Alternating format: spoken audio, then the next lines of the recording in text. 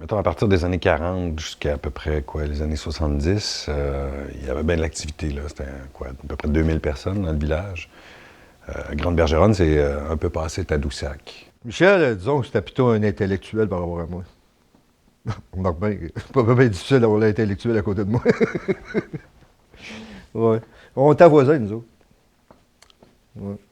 Ben, mon père avait une cour à scrap en arrière de la maison, puis il remontait des vieilles pièces. Les jeunes sont partis, évidemment. Exode rural, là, c'est le cas classique, typique. Aujourd'hui, je dirais quoi, 600 personnes, peut-être, pas plus, à Grande-Bergeronne.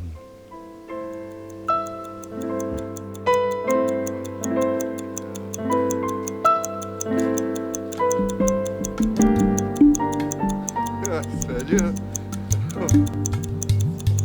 Le père chez nous, il a dit qu'il était pas reposé.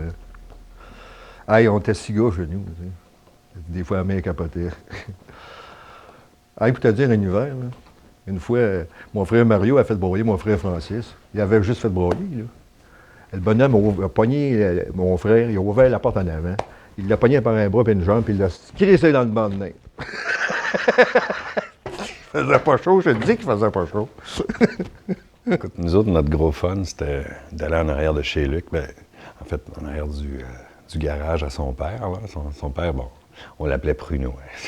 C'était toute une pièce d'homme. Hein. C'était un méchant moineau. Pruneau, il mesurait 6 pieds 4. Là. Il t'avait des mains, mon ami. Là. Je sais pas si tu as déjà vu des mains de mineurs. Là. Il serrait la main et tu avais l'impression qu'il pouvait l'écraser comme ça. Là, une fois, on était descendu à la dompe municipale. Avec nos 22, je veux aller tirer. Tu tireras, on va être fun. T'sais. On est descendu à un moment donné dans le milieu de la dompe. Et quoi, on s'est mis à tirer partout. T'aurais dû voir la gang de rats qui est sorti de là, toi. Et quand je te parle de rats, là, je te parle de rats, là, tu sais. Bon, Michel, il tirait comme un crise de fou partout, tu sais. Fait que moi, j'ai commencé à paniquer. Je dis, viens-t'en, on va sortir de là. Il continue à tirer le cave. On a crissé notre camp courant. On a eu peur. Bon, des petits gars, évidemment. Fait qu'on se faisait toutes sortes de scénarios, là, tu sais, Dukes of Hazzard, puis les poursuites, puis tout ça. Puis on tirait du gun, on faisait des effets spéciaux, on tripait au bout. On a fait des niaiseries dans cette cour à scrap-là. Là. On avait des scénarios de toutes sortes. Ouais. Personne ne s'est jamais blessé, par exemple, tu sais, avec toutes les vitres, puis tout ça, là, non.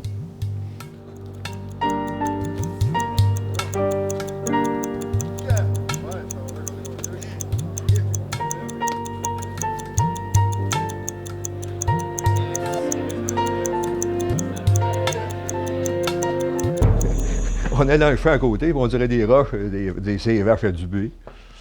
Alors, on a piqué du blé d'Inde chez le bonhomme Castro. Si rien qu'on n'a pas fait, on allait à la maison pour on se montrait nos bisounes. J'ai sauvé la vie à Luc. On avait quoi, 10-12 ans peut-être, là, tu sais. Puis il y avait eu un redout au printemps. On a décidé d'aller glisser chez Dubé, le cultivateur, parce qu'il y avait des bonnes buttes chez lui, mais à Grande-Bergeronne, il y avait une rivière, tu sais.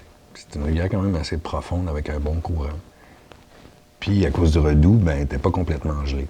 Fait qu'il y avait des endroits sur la rivière où on voyait l'eau qui ressortait, là, tu sais, un peu jaunâtre, qui bouillonnait, tout ça, puis elle allait se recacher en dessous de la glace. À un moment donné, Luc s'était lancé, parti en fou, tu sais. Tête première, puis... écoute, il a pogné une bosse, j'imagine, je sais pas trop, mais il s'est mis à dévier. Juste en bas, il y a comme un cap qui arrive à la rivière, là. Fait que c'est quoi, c'est 8-10 pieds de haut, là. Tu sais, les clôtures en bois, là, les vieilles clôtures, bon, il y a un bout de bois de la clôture qui dépassait de la neige. Puis il est arrivé, très vis-à-vis le bout de bois. Écoute, ça y a sauvé la vie, c'est sûr, là. Tu sais, il y avait 2 pattes qui pendaient dans le vide. T'arrives dans ce moment-là, moi je le voyais, j'étais quand même assez loin en haut, puis l'espèce de moment de silence, là, tu sais, le temps où t'attends, puis tu sais pas trop ce qui va se passer. Puis moi, ben, j'étais quand même un peu plus costaud que lui, tu sais, fait que j'ai été capable, à force de piocher, de défoncer la neige, tu sais. Écoute, je pouvais l'accrocher au passage, puis merci, bonsoir, là, c'était fini. L'eau nous entraînait, puis il n'y avait pas de lendemain, là. Ouais. J'ai failli perdre cette voie-là.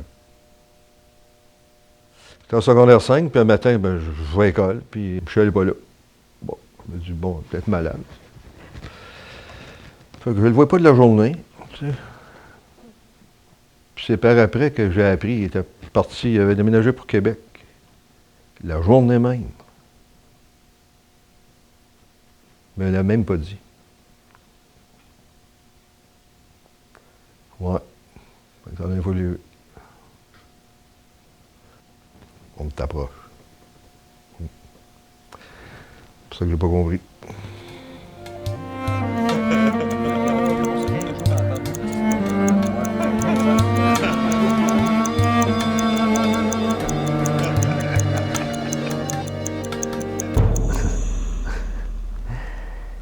Ils disent de jamais se coucher le soir quand tu es fâché avec quelqu'un qui est important pour toi. T'sais. Parce que le lendemain, tu sais pas, il y en a un qui peut peut-être jamais se réveiller. C'était ça, je pense.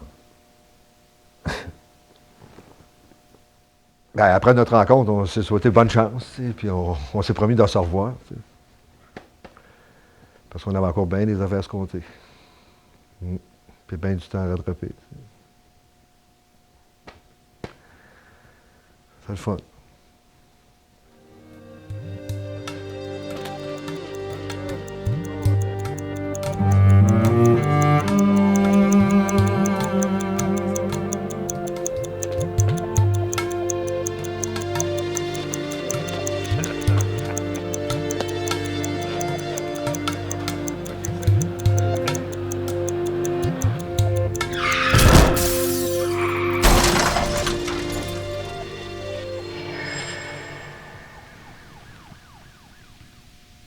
Conscience que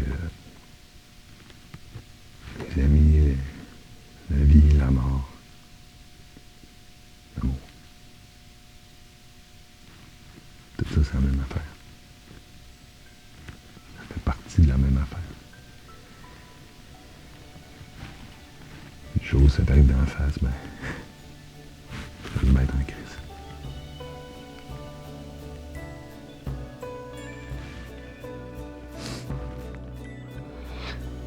C'était à mon tour d'être déménagé. Sauf que là, faut pas me retracer.